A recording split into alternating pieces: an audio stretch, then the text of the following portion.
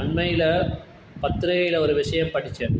என்னென்னு கேட்டால், ஒரு குழந்தை பிறந்துட்டால் தொடர்ந்து சரியாக 2 வருடங்கள் தாய்ப்பால் கொடுத்தால் அந்த குழந்தைக்கு புற்றுநோயே வராது என்று சொல்லி டாக்டர்கள் சொன்னதாக அவர்கள் பத்திரிகையிலே போட்டிருக்கிறாங்க. இதை விஞ்ஞானிகளும் இதுக்கு முன்னால் கொஞ்ச நாளைக்கு முன்னதாக சொன்னதாக கேள்விப்பட்டேன். ஆனால் 1400 வருஷத்துக்கு முன்னாலேயே அல்லாஹ் சுப்ஹானஹு வ தஆலா குர்ஆனில் இதெல்லாம் சொல்லிட்டான். ஒரு குழந்தை பிறந்தால் 2 வருஷத்துக்கு தொடர்ந்து தாய்ப்பால் கொடுக்க வேண்டும்ன்றத 1400 வருஷத்துக்கு முன்னாலே சொல்லிட்டான். விஞ்ஞானிகளும் இந்த வைத்தியர்களும் இப்போ தான் சொல்லவே ஆரம்பிக்கிறான்.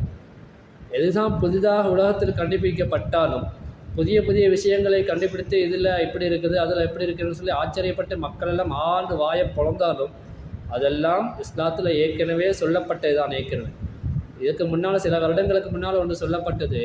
விஞ்ஞானிகள் சொல்கிறாங்க, ஒரு மனிதர் இறந்து போய்விட்டு அவரை புதைத்து அடக்கம் செய்து விட்டார்னு சொன்னால் அவருடைய முழு உடம்பும் அழிந்து போய்விடும், எலும்புகள் கூட காணாமல் போய்விடும். ஆனால் இடுப்புக்கு கீழால் இருக்கக்கூடிய ஒரு சிறிய எலும்பு துண்டு மட்டும் அப்படியே அது அழியாமல் இருந்துடும் என்று சொல்லி ஒரு பத்திரிகையில் இருந்ததாக நான் பார்த்தேன். அப்போது இதை கூட அல்லாஹ் சுப்ஹானஹு வ தஆலா இஸ்லாம் நமக்கு சொல்லித் தருகிறது.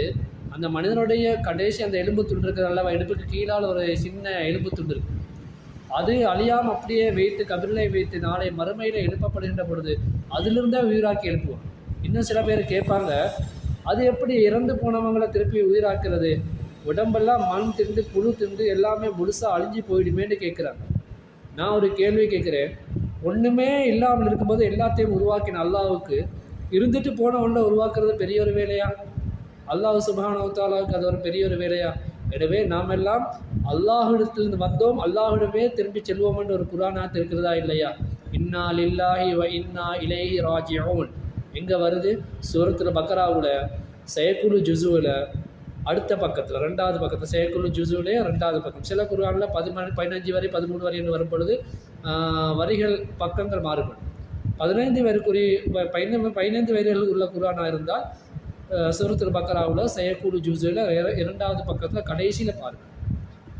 அப்போ அல்லதீன இதா அஸாபத்துஹும் முஸீபத்தும் காலு இன்னா லில்லாஹி வ இன்னா இலைஹி ராஜிஊன் என்று சொல்லி அந்த குர்ஆன் வசனம் வருகிறது. இப்போ ஒன்றுமே இல்லாமல் இருந்து நாங்கள் உருவானோம், திருப்பி நாங்கள் இருந்துட்டு மௌத்தாக போனது பிறகு அதை எங்களை உருவாக்கி எடுக்கிறது அல்லாஹ்வுக்கு ஒரு பெரிய வேலையே இல்லை. அதனால் அல்லாஹ்விடத்திலிருந்து வந்தோம், அல்லாஹ்விடமே இருந்தே செல்வோம்.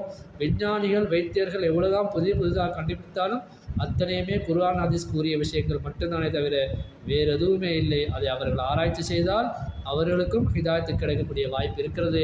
எல்லாம் வல்ல அல்லாஹ் அந்த நல்வாய்ப்பை அத்தனை பேருக்கு வழங்குவானாக. அஸ்ஸலாமு அலைக்கும் வரஹ்மத்துல்லாஹி.